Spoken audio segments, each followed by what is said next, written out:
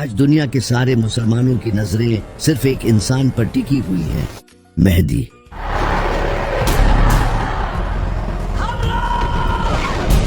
ہر کوئی اس انتظار میں ہے کہ کب امام مہدی آئیں اور مسلمانوں کو لیڈ کریں تاکہ مسلمان پوری دنیا پر حکومت کر سکے۔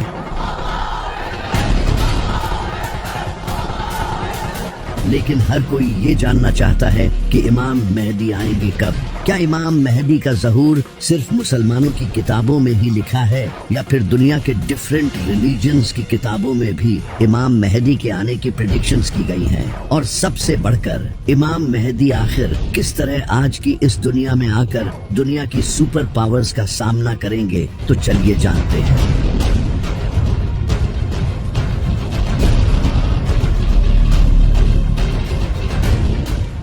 یہ جو لفظ ہے مہدی، اس کا مطلب ہوتا ہے رہنمائی کرنے والا، یعنی کہ ایک ایسا انسان جو لوگوں کو ظلم سے نکال کر جیت دلائے۔ اور یہ کنسیپٹ نبی صلی اللہ علیہ وآلہ وسلم کے آنے سے پہلے کا دنیا میں ایگزسٹ کرتا تھا۔ آپ صلی اللہ علیہ وآلہ وسلم سے ہزاروں سال پہلے حضرت نوح علیہ السلام کے ٹائم پر، جب لوگ حد سے زیادہ کرپٹ ہو چکے تھے، بت پرستی، کرپشن، ظلم، ناانصافی لوگوں میں بھری ہوئی تھی، لیکن اس وقت کچھ نیک لوگ بھی زندہ تھے۔ وہ لوگ اللہ سے دعا کرتے تھے کہ اے اللہ، تو کسی ایسے انسان کو بھیج جو کہ انسانیت کو ایک نیا موڑ دے۔ تو اللہ نے ان کی دعا قبول کی اور ان میں حضرت نوح علیہ السلام کو بھیجا۔ انہوں نے ان لوگوں کو 950 سالوں تک وارن کیا، لیکن انسانیت بدترین ہو چکی تھی۔ انہوں نے حضرت نوح علیہ السلام کی بات نہیں مانی سوائے کچھ نیک لوگوں کے۔ تو اللہ نے حضرت نوح علیہ السلام کو ایک کشتی بنانے کا حکم دیا۔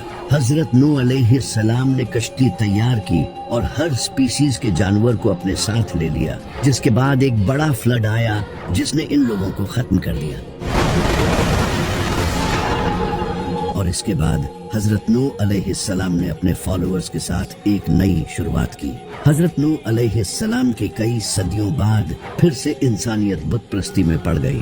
اس وقت کی بکس میں بھی یہ لکھا تھا کہ ایک ایسا انسان آنے والا ہے جو کہ اللہ کا دوست ہوگا، جو کہ حضرت ابراہیم علیہ السلام تھے۔ پھر حضرت ابراہیم علیہ السلام نے بت پرستی کو چھوڑ کر توحید بیان کی اور لوگوں کو ہدایت دی۔ حضرت ابراہیم علیہ السلام کے کئی صدیوں بعد بنی اسرائیل ایجپٹ میں بڑی تعداد میں بڑھنے لگے اور گرو کرنے لگے، لیکن اس وقت ایجپٹ پر فرعون کی حکومت تھی۔ فرعون کو بنی اسرائیل سے خطرہ محسوس ہوا اور اس نے بنی اسرائیل کو اپنا غلام بنا لیا اور ان پر بہت ظلم کیا۔ کئی سالوں تک بنی اسرائیل پر ظلم ہوتا رہا اور وہ لوگ اللہ سے دعائیں کرتے رہے کہ تو ایسا نبی بھیج جو ہمیں اس غلامی سے آزاد کرے۔ تو اللہ نے ان کی طرف حضرت موسیٰ علیہ السلام کو بھیجا۔ حضرت موسیٰ نے فرعون کو ڈیفیٹ کر کے بنی اسرائیل کو آزاد کیا۔ حضرت موسیٰ علیہ السلام سے کئی صدیوں بعد حضرت عیسیٰ علیہ السلام کا وقت آیا۔ اس وقت بنی اسرائیل فلسطین میں رومنز کے انڈر تھے اور کرپٹ جوئش پریسٹ ان کے امام تھے، اور کئی وقت سے ان میں کوئی نبی نہیں آیا تھا۔ بنی اسرائیل ایک مسیحا کے انتظار میں تھے اور ان کی بکس میں بھی اس کے آنے کی خبریں لکھی تھی، جو کہ آج بھی بائبل میں لکھی ہیں۔ اور پھر وہ مسیحا حضرت عیسیٰ علیہ السلام کی صورت میں آیا، لیکن پھر بھی بنی اسرائیل نے ان کے خلاف سازشیں کی، تو اللہ نے حضرت عیسیٰ علیہ السلام کو آسمانوں پر اٹھا لیا۔ حضرت عیسیٰ علیہ السلام کے بعد جب عرب میں برائی عام ہو چکی تھی، تو اس وقت یہودیوں کی بکس میں ایک عظیم نبی کے آنے کی خبریں لکھی تھی، اور اس وقت یہودی بھی اس نبی کا اسی طرح انتظار کرتے تھے جس طرح آج مسلمان امام مہدی کا انتظار کرتے ہیں۔ یہاں تک کہ آج بھی بائبل میں وہ پریڈکشنز لکھی ہے۔ اس کے بعد پھر نبی صلی اللہ علیہ وآلہ وسلم نے اعلان نبوت کیا۔ تو یہ جو مسیحا کا کانسیپٹ ہے، یہ بنی اسرائیل میں پہلے سے موجود تھا۔ اسی وجہ سے اسلام کے ایک بہترین اسکالر اور پوئٹ علامہ اقبال بھی امام مہدی کے اس کانسیپٹ کو نہیں مانتے تھے۔ ان کا یہ کہنا تھا کہ یہ کانسیپٹ مسلمانوں نے یہودیوں اور کرسچنز سے لیا ہے۔ جب عباسی خلافت کے دور میں مسلمانوں پر ظلم ہو رہا تھا، تب مسلمانوں میں یہ کانسیپٹ پھیلنے لگا کہ بہت جلد ایک مسیحا آئے گا جو سب ٹھیک کر دے گا۔ علامہ اقبال کا کہنا تھا کہ مسلمانوں کا کسی مسیحا کے انتظار میں ظلم سہتے رہنا یہ بہت ہی خطرناک ہے. اسی وجہ سے وہ امام مہدی کے اس کانسیپٹ کو نہیں مانتے تھے. صرف علامہ اقبال ہی نہیں بلکہ ابن خلدون جو ایک اسکالر اور فلاسفر تھے وہ بھی امام مہدی سے ریلیٹڈ احادیث کی سند سے اگری نہیں تھے. لیکن اگر دیکھا جائے تو امام مہدی سے ریلیٹڈ احادیث تقریباً ہر بڑی حدیث کی کتاب میں موجود ہیں سوائے بخاری اور مسلم کے. سنی اور شیعہ دونوں کتابوں میں کئی احادیث موجود ہیں, وہ بھی بالکل صحیح سند کے ساتھ. صرف اسلام ہی نہیں بلکہ دنیا کے آج ہر بڑے مذہب کی کتابوں میں ایک مسیحا کے آنے کی پریڈکشنز موجود ہے. جیسا کہ میسوپوٹیمیا میں ایک چرواہے کا ذکر موجود ہے جو کہ مسیحا ہوگا, اور ایجپٹ میں ایک اوسیرس نام کے انسان کا ذکر ہے جو کہ زمین کو دوبارہ زندہ کرے گا. اسی طرح زورو-آسٹرین مذہب میں ایک زاراتھسٹرا نام کے انسان کا ذکر ہے جو کہ آخری وقت میں پیدا ہوگا اور ایک بڑی جنگ لڑے گا. اسی طرح ہندو کلکی اوتار کو مانتے ہیں جو کہ کلیوگ کے وقت آئے گا. وہ سفید رنگ کے گھوڑے پر سوار ہوگا اور اس کے ہاتھ میں تلوار ہوگی جو کہ ظلم کے خلاف لڑے گا اور پوری دنیا میں دین پھیلائے گا. بدھزم میں بھی ایک میتریا نام کے انسان کا ذکر ہے جو کہ اس وقت آئے گا جب لوگ دین سے پھر جائیں گے. وہ سچ پھیلائے گا اور دنیا کو سیدھی راہ دکھائے گا. اسی طرح یہودی بھی اپنے مسیحا کو مانتے ہیں جو کہ فیوچر میں آنے والا ہے, لیکن ان کا وہ مسیحا دجال ہوگا جو کہ انہیں لیڈ کرے گا اور تھرڈ ٹیمپل کو بلڈ کرے گا. وہی کرسچنز حضرت عیسیٰ علیہ السلام کے نزول کو مانتے ہیں جنہیں مسلمان بھی مانتے ہیں. تو یہ مسیحا کا کانسیپٹ ہر مذہب میں موجود ہے, اور اسلام میں بھی امام مہدی کا کانسیپٹ خود بنایا نہیں گیا بلکہ یہ صحیح حدیثوں میں موجود ہے. یہاں تک کہ امریکہ کا پریزیڈنٹ جو بائیڈن بھی امام مہدی کے بارے میں جانتا ہے. I didn't know the difference that existed. I didn't know what the hidden imam. I didn't know what the hidden imam. I didn't know what the hidden imam. اور Nitin Yahoo بھی یہ جانتا ہے کہ مسلمان دوبارہ سے خلافت قائم کریں گے. They don't want any Western presence here, and guess what? Increasingly, they don't want any Western presence here either. They have dreams of reestablishing the caliphate. لیکن یہاں سب سے بڑا سوال یہی ہے کہ آخر کس طرح امام مہدی اس دنیا کی بڑی پاورز کو چیلنج کریں گے جن کے پاس ایڈوانس ویپنز ہیں, جو اس پوری دنیا کی اکانومی تک کو کنٹرول کرتے ہیں, We have the strongest economy in the world. جن کے پاس آج کے ہر مسلمان کا ڈیٹا موجود ہے. آخر ایک انسان کس طرح ان سب کو شکست دے گا جبکہ امام مہدی کے اس دنیا میں آنے سے پہلے حالات اور زیادہ ڈیفیکلٹ ہو جائیں گے. سیریا میں ظلم ہو رہا ہوگا جو آج بھی ہو رہا ہے. After years of laying dormant, the civil war in Syria is suddenly dynamic again. دجالی نظام آ چکا ہوگا, گریٹر اسرائیل بن چکا ہوگا جسے خود نیتن یاہو نے پوری دنیا کے سامنے شو کیا ہے. The whole Middle East changes. We tear down the walls of enmity. We bring the possibility of prosperity and peace to this entire region. اس وقت فلسطین کو تو صرف ہسٹری کی بکس میں ہی یاد کیا جائے گا, اور انڈیا میں بھی مسلمانوں پر بہت ظلم ہو رہا ہوگا. نبی صلی اللہ علیہ وآلہ وسلم نے فرمایا اس وقت دنیا کی قومیں تمہارے خلاف لڑنے کے لیے ایک دوسرے کو دعوت دیں گی, اور اس وقت مومن بہت کم ہوں گے اور زمین ظلم سے بھر چکی ہوگی. اب صلی اللہ علیہ وآلہ وسلم کی حدیث ہے, آپ نے فرمایا تھا کہ جب عرب کے ایک بادشاہ کی موت ہوگی, یہ بادشاہ محمد بن سلمان ہو سکتا ہے. شہزادہ محمد بن سلمان نے امریکی ارکان کانگریس سے کہا ہے مجھے قتل کرنے کی کوشش کی جا سکتی ہے. بادشاہ کی موت کے بعد اگلے بادشاہ کے لیے کانفلکٹ ہوگا, تبھی ایک انسان کعبہ کے پاس آئے گا جہاں کچھ لوگ اس کی بیعت کریں گے, اور یہ 313 لوگ ہوں گے جو دنیا کے ڈیفرنٹ علاقوں سے سفر کر کے آئیں گے. جس طرح اسلام کی سب سے پہلی جنگ بدر میں بھی صرف 313 مسلمان تھے, جس کے بعد اسلام کا ایک نیا چیپٹر شروع ہوا. اسی طرح امام مہدی کے ساتھ بھی ان کے 313 خاص ساتھی ہوں گے جو نیک, انٹیلیجنٹ, اسٹرانگ اور پرہیزگار ہوں گے. اور کئی احادیث میں آتا ہے کہ وہ ایسے لوگ ہوں گے جنہیں دنیا میں کوئی نہیں جانتا ہوگا, لیکن اللہ کے نزدیک ان کا بڑا مقام ہوگا. اور ان میں سے ایک انسان کے پاس 40 انسانوں جتنا علم ہوگا, اور یہ صرف لیڈرز ہی نہیں ہوں گے بلکہ کمانڈرز, اسکالرز اور تھنکرز ہوں گے. جب یہ لوگ امام مہدی کے ہاتھ پر بیعت کریں گے تو اس کے بعد وہ امام مہدی کی ایک فوج بنانے میں مدد کریں گے.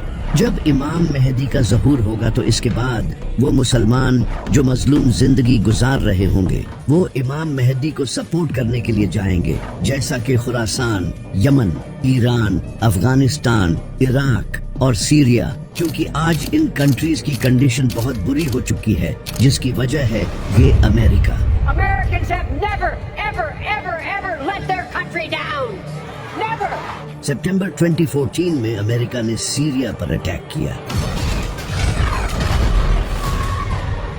جس کے بعد کئی سالوں تک سیریا میں جنگ کا ماحول رہا اور آج سیریا کی حالت بدترین ہو چکی ہے۔ اسی طرح امریکہ نے 2003 میں عراق پر حملہ کیا اور آج اس کی حالت بھی خراب ہے، اور اسی طرح امریکہ نے کئی سالوں تک افغانستان کے ساتھ بھی جنگ کی اور آج افغانستان کی حالت آپ کے سامنے ہے، وہاں آج اتنی غربت ہے۔ اور ابھی مارچ میں امریکہ نے یمن پر ایئر سٹرائکس کی جو کہ امریکہ کا سب سے بڑا ملٹری آپریشن تھا۔ اب امریکہ یمن کے ساتھ بھی یہی کرنا چاہتا ہے کیونکہ یمن فلسطین کے ساتھ کھڑا ہے اور اسرائیل کے شپس پر اٹیک کرتا ہے، اور پاکستان کو بھی سیکرٹلی امریکہ ہی کنٹرول کرتا ہے بیکاز آف پاکستان ملٹری۔ لیکن ان سب کے علاوہ ایران ہی ایک ایسا کنٹری ہے جو اس وقت امریکہ اور اسرائیل کو ٹکر دے رہا ہے۔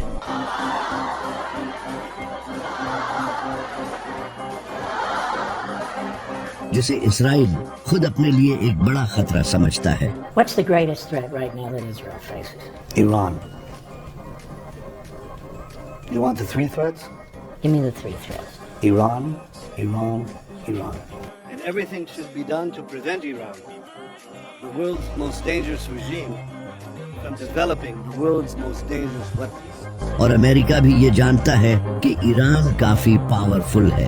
جب ڈونلڈ ٹرمپ سے پوچھا گیا کہ ایران کافی ویک ہے، آپ اس پر حملہ کیوں نہیں کرتے، تو ٹرمپ نے آگے سے یہ کہا، Now that Iran is so weak, isn't it the right time to get their nuclear facilities once and for all? So you say Iran is so weak. I appreciate you saying that. They're not weak. They're very strong right now, and we're not. Iran ہی وہ country ہوگا جو امام مہدی کو سب سے پہلے support کرے گا، کیونکہ نبی صلی اللہ علیہ وآلہ وسلم نے فرمایا تھا کہ خراسان سے کالے جھنڈے لہراتی ہوئی فوجیں مہدی کو سپورٹ کرنے کے لیے جائیں گی۔ نبی صلی اللہ علیہ وآلہ وسلم کے ٹائم میں خراسان یہ تھا جس میں آج کا افغانستان، ایران، پاکستان اور دوسرے کنٹریز کا کچھ حصہ آتا ہے، لیکن ان سب کنٹریز کے ان پارٹس کا نام خراسان نہیں ہے سوائے ایران کے۔ ایران میں آج بھی خراسان نام کا ایک پروونس ہے، اور جیسا کہ آپ صلی اللہ علیہ وآلہ وسلم نے فرمایا تھا کہ خراسان سے کالے جھنڈے لہراتے ہوئے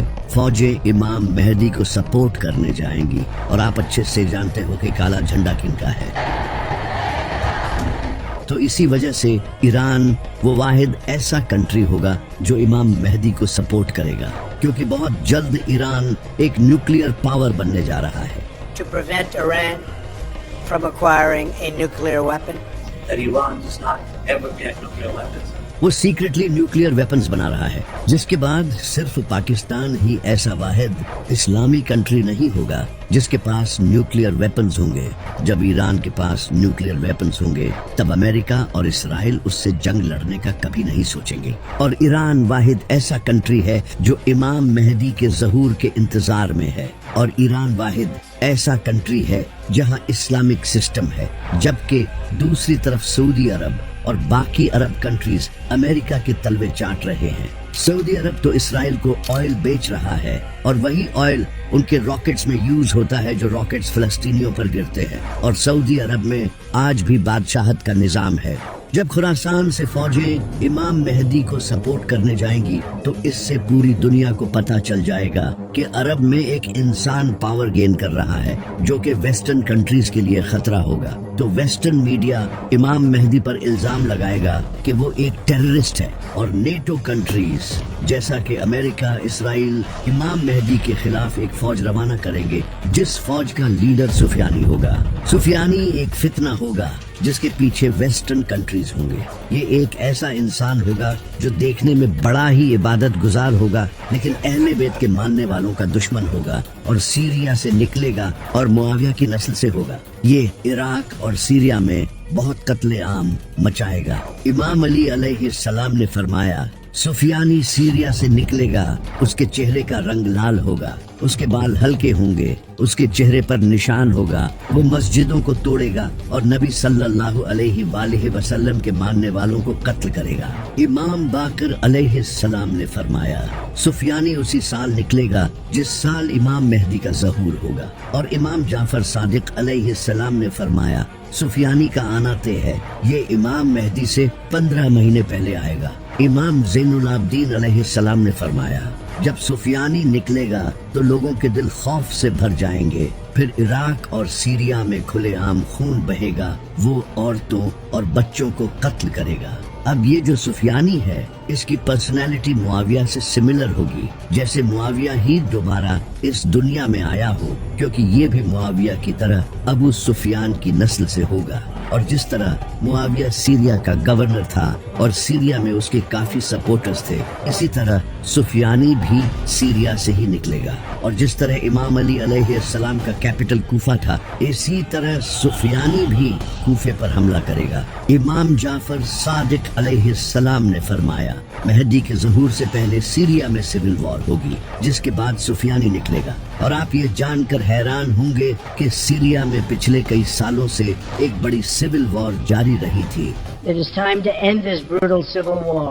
Full-scale civil war. Dragged into civil war to escape the civil war. जिसका फायदा उठाकर अमेरिका ने सीरिया पर हमला किया था। और जो आज सीरिया की हालत है, यहाँ से ऐसा लीडर निकल सकता है, क्योंकि सीरिया में कई टेररिस्ट लीडर्स रहते हैं। तो जब इमाम मेहदी का ज़हूर होगा तो सुफियानी इमाम मेहदी के खिलाफ एक फौज भेजेगा, लेकिन वो फौज रेगिस्तान में बैदान नामी जगह पर जमीन में धंस जाएगी,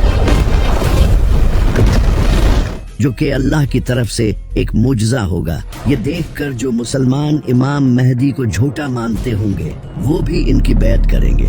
यहाँ तक कि कुछ यहूदी और ईसाई भी इन्हें पहचान लेंगे और इन्हें अपना लीडर एक्सेप्ट कर लेंगे। लेकिन कुछ स्कॉलर्स जो डॉलर्स के पीछे होंगे, इमाम मेहदी को झूठा और दज्जाल कहेंगे, और मीडिया भी फुल प्रोपेगेंडा चलाएगा, इन्हें झूठा कहेगा और मुसलमानों को इनके खिलाफ करने की कोशिश करेगा, क्योंकि इमाम मेहदी उस वक्त तक दुनिया की बड़ी पावर्स के लिए एक खतरा बन चुके होंगे। जब सुफियानी को पता चलेगा कि उसकी आर्मी रेगिस्तान में धंस चुकी है, तो वो एक और बड़ी आर्मी तैयार करेगा और वेस्टर्न कंट्रीज उसकी इस आर्मी में हेल्प करेंगे, जिसके बाद इमाम मेहदी और सुफियानी के दरमियान एक बड़ी जंग होगी। यानी कि एक तरफ इमाम अली अलैहिस्सलाम की नस्ल से इमाम मेहदी होंगे और दूसरी तरफ मुआविया की नस्ल से सुफियानी होगा। इस जंग में इमाम मेहदी सुफियानी को हरा देंगे और सुफियानी को भी कत्ल करेंगे। सुफियानी के कत्ल के बाद अरब में इमाम मेहदी की पावर मजीद बढ़ जाएगी और ज्यादा लोग उनको सपोर्ट करने लगेंगे। और इमाम मेहदी के जो 313 साथी होंगे, इन हर एक के नीचे कई हजारों या फिर लाखों सोल्जर्स होंगे।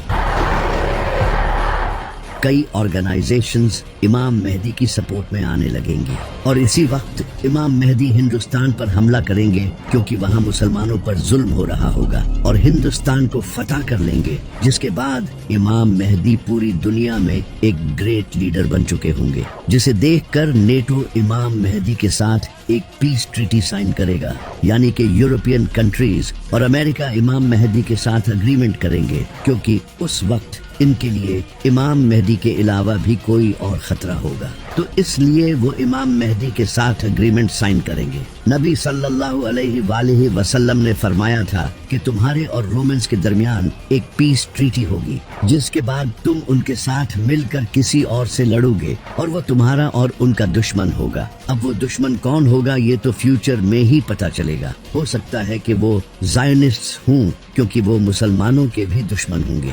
इमाम मेहदी दूसरे कंट्रीज के साथ मिलकर उसके खिलाफ जंग करेंगे और ये जंग मुसलमान क्रिश्चियंस के साथ मिलकर जीत जाएंगे। जीत के बाद मुसलमान और नॉन मुस्लिम्स अपने कैंप्स में आराम कर रहे होंगे कि तभी एक ईसाई क्रॉस को उठाएगा और गाड़ देगा, यानी कि वो ये दिखाना चाहेगा कि ये क्रिश्चियंस की जीत हुई है, न कि मुसलमानों की। लेकिन मुसलमान उस क्रॉस को तोड़ देंगे और ये दिखाएंगे कि ये अल्लाह की जीत हुई है, न कि उनकी। इस वाक़ये से मुसलमानों और वेस्टर्न कंट्रीज के दरमियान हुई ट्रीटी तोड़ दी जाएगी, जिसके बाद वेस्टर्न कंट्रीज इमाम मेहदी के के खिलाफ अपनी बड़ी फौज तैयार करेंगे। ये काफी बड़ी जंग होगी। इस जंग में वेस्टर्न कंट्रीज बड़ी फौज के साथ आएंगे। इनके पास high tech AI weapons, drones, missiles और फाइटर जेट्स होंगे। जब मुसलमान इनकी फौज को देखेंगे तो नबी सल्लल्लाहु अलैहि वसल्लम ने फरमाया कि मुसलमानों की फौज का एक हिस्सा ये जंग छोड़कर भाग जाएगा, जिसे अल्लाह कभी मुआफ नहीं करेगा, और एक हिस्सा इस जंग में शहीद होगा जो कि उस वक्त का बेहतरीन शहीद होगा, और एक हिस्सा ये जंग जीत जाएगा जिसे अल्लाह दोबारा नहीं आजमाएगा। ये बड़ी ही खतरनाक जंग होगी।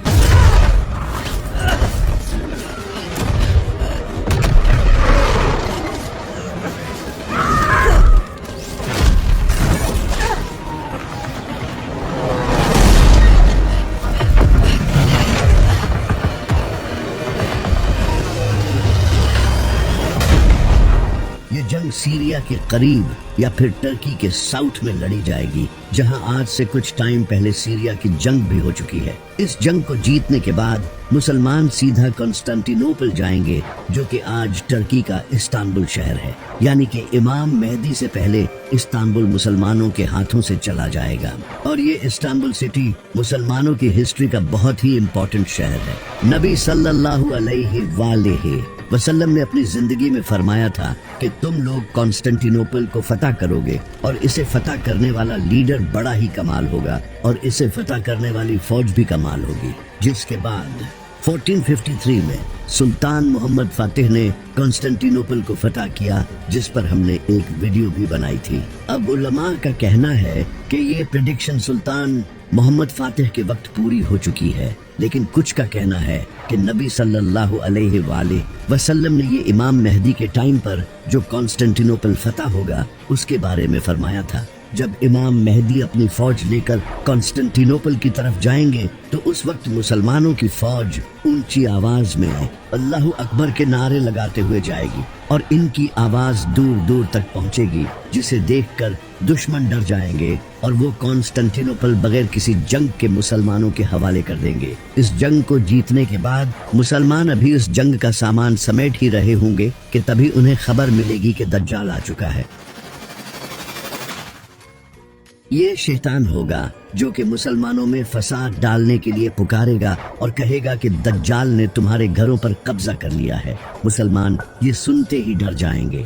इमाम मेहदी अपनी फौज को लेकर वापस से सीरिया या फिर इराक जाएंगे ताकि इन लोगों को बचा सकें, लेकिन जैसे ही वो वहां पहुंचेंगे दज्जाल सच में वहां आ चुका होगा, जिसके बाद हजरत ईसा अलैहिस्सलाम का ज़ुहूर होगा, जो कि हम अगली वीडियो में जानेंगे।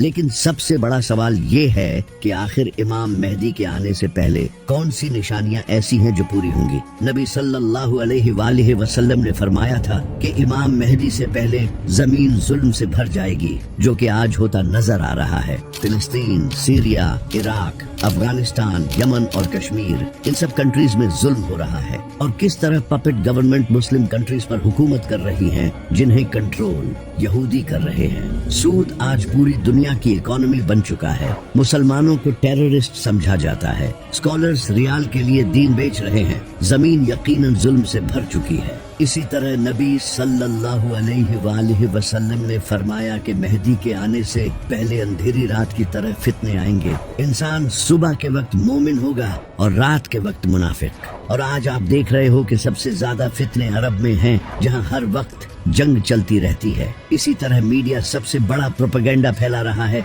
जिसका कुछ पता नहीं कि सच क्या है और झूठ क्या। लेकिन कई प्रेडिक्शंस ऐसी भी हैं जो कि अभी पूरी नहीं हुई, जैसे कि नबी सल्लल्लाहु अलैहि वसल्लम ने फरमाया था कि इमाम मेहदी के आने से पहले यमन से एक इंसान निकलेगा। वो लोगों को सच और इमाम मेहदी की तरफ बुलाएगा। जब वो निकलेगा तो मुसलमानों के लिए हथियार बेचना अलाउड नहीं होगा, और ये सुफियानी के टाइम ही आएगा। इस वक्त अगर देखा जाए तो यमन में हुतीज का ग्रुप ऐसा है जो फिलिस्तीन के साथ खड़ा है, जो कि खुद को अहले बैत की नस्ल के कहते हैं। ये हुतीज इसराइल के शिप्स को डिस्ट्रॉय करते हैं जो यमन के पास से गुजरते हैं, तो हो सकता है कि वो इन्हीं में से कोई हो। इसी तरह नबी सल्लल्लाहु अलैहि वसल्लम ने फरमाया था कि ईस्ट से एक बड़ी आग निकलेगी जो कि 3 रातों तक देखी जाएगी। लोग उसे देखकर खौफ का शिकार हो जाएंगे। अब ये आग एक न्यूक्लियर एक्सप्लोजन एक्सप्लोजन भी हो सकता है। जैसा कि ईरान जो कि अरब के ईस्ट में है वो सीक्रेटली न्यूक्लियर वेपन्स बना रहा है, तो हो सकता है कि ईरान एक बड़ा न्यूक्लियर टेस्ट करे, क्योंकि अमेरिका और इसराइल सब ईरान के न्यूक्लियर वेपन्स बनाने से डरे हुए हैं। तो अगर ईरान ने ये न्यूक्लियर एक्सप्लोजन किया तो इससे सच में लोग डर जाएंगे। और जैसा कि नबी सल्लल्लाहु अलैहि वसल्लम ने फरमाया था कि ये आग 3 दिनों तक जारी रहेगी, इसका मतलब कि मीडिया भी इसकी कवरेज करेगा। इमाम जाफर सादिक अलैहिस्सलाम ने फरमाया कि इमाम मेहदी के ज़ुहूर से 15 दिन पहले एक इंसान को काबा के पास कत्ल किया जाएगा, इसका नाम नफ्स ज़किया होगा। ये इंसान मोस्ट लाइकली एक इस्लामी एक्टिविस्ट होगा जो कि लोगों को सच बताने की कोशिश करेगा, लेकिन सऊदी हुकूमत शायद इसे कत्ल करवा देगी। तो ये कुछ ऐसी निशानियां हैं जो कि इमाम मेहदी के आने से पहले पूरी होंगी, लेकिन ये निशानियां भी बहुत जल्द पूरी होने वाली हैं, क्योंकि नबी सल्लल्लाहु अलैहि वसल्लम ने फरमाया था कि आखिरी वक्त में क़यामत की निशानियां इस तरह पूरी होंगी जिस तरह तस्बीह टूटने के बाद इसके दाने एक के बाद एक गिरते चले जाते हैं।